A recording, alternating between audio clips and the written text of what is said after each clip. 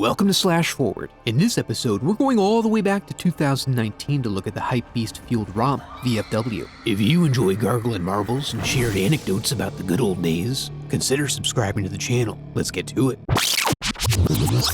We open on a PSA explaining the severe negative impact wrought on society by a new street drug called hype. This transitions nicely to a drug den at the outskirts of the city, where some scabby scumbags get strung out inside, and we hear reports of rioting outside where the hypers are hoping for some more of their favorite drug. They love them so much. With the situation getting a little sketchy with these junkies, Boz has brokered a deal to sell off his remaining stock so they can blow this town. But beforehand, we get a brief demonstration of just how committed his enthusiasts are when he tosses a dose and convinces Lucy to jump for it, despite, certain death. In the outside world, we see the scabbies are basically occupying every dark recess in town. As Fred picks up Abe and they wake up Walter when they get to the spot. Fred runs this VFW branch so they get the place all started up, and then themselves as well. Across the street, young Lizard finds the stain that used to be her sister, and while the old gang gets to busting balls about the good old days, Lizard does some snooping and hears about the big score coming up. As the hour gets late, the bar clears and the boys prepare to celebrate Fred's birthday, when a young blood walks in and quickly endears himself to them as they share stories establishing Fred's battle prowess, and they end up asking him if he'd be interested in joining them for some celebratory titties. But their night is about to go off the rails as Lizard slips in and swipes the stash, only narrowly escaping Boz, who then announces the theft to the scabbies, who, in their enthusiasm for recreational drugs, endeavor to rip her limb from limb. She manages to find a choice hiding spot across the street, right in line of sight of her pursuers. When they burst in and demonstrate their disregard for human safety, Fred goes ahead and pulps up one of their heads. They then back off as T-Bird is carried to the bar for medical treatment and to imagine how awful goodness is. But when backup arrives, it presses the men to have a brutality contest, like the good old days. The back appears clear, so Norm goes for the car and finds out the hypers can be tricky. Not sure what to do next, Walter mentions pushing the girl out the front door, but Fred's not that kind of guy.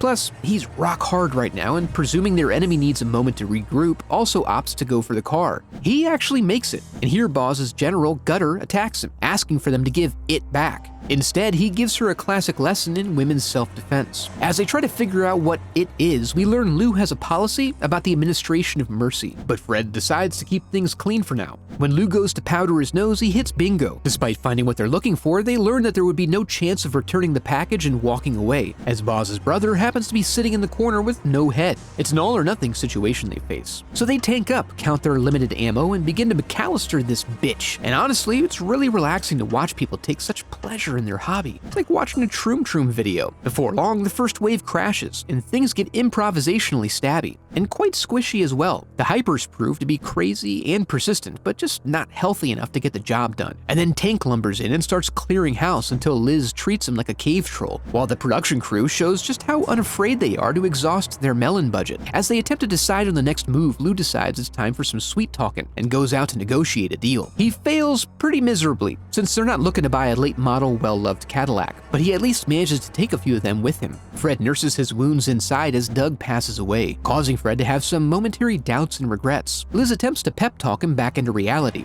During this intermission, the scabsters break out the heavy equipment. Fred manages to refocus his mind on the need for immediate violence. They have a quick powwow of tough talking, and then hunker down for an impending propane explosion. Abe decides he wants to take point one last time, so he grabs his special murder war knife and hypes up. However, when they bust in, they initially have a standoff, Fred holding them back by threatening to burn the stuff. They fake like they won, and then pandemonium erupts as both sides engage in mortal combat, with a fresh crop of hypers joining in and squaring off against anyone who tries to prevent them from breathing in that dust. Abe offers to hold back the next wave to facilitate their escape, but they lose Liz along the way, so Fred heads back inside while Walter and Sean head out the back. He provides an assist to Abe, running Gutter through with a flagpole multiple times, and then fixing Abe up with a shot before following the sound of Liz's cries. Out back, Walter takes a bit too long getting the deuce into half running, resulting in a torso bifurcation, which leads him to start thinking about going down in a blaze of glory. Meanwhile, Liz lights up the bag to distract Boz, which basically results in the end of their showdown.